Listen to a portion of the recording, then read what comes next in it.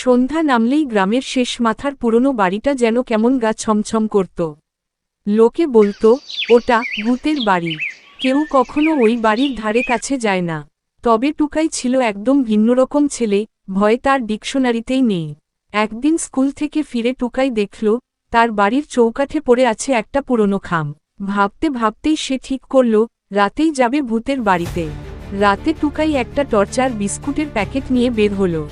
দরজা খুলেই কুঝিক ঝিক আওয়াজ করে বাতাস বইতে লাগল।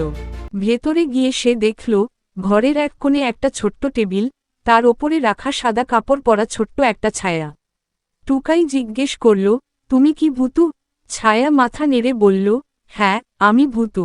তবে আমি খারাপ ভূত না। আমি একা থাকি, তাই একজন বন্ধুর খোঁজে চিঠিটা পাঠিয়েছিলাম। টুকাই বিস্মিত, এমন ভদ্র ভূত সে কখনো দেখেনি। ভূতু বলল, মানুষরা ভয় পায় বলে কেউ আসে না, তাই চিঠি লিখলাম। টুকাই বলল, চলো, আমরা বন্ধু হই। আমি তো ভয় পাই না, আর স্কুলে পড়াও পারি। এরপর থেকে টুকাই প্রতি শুক্রবার রাতে ভূতুর সঙ্গে দেখা করত।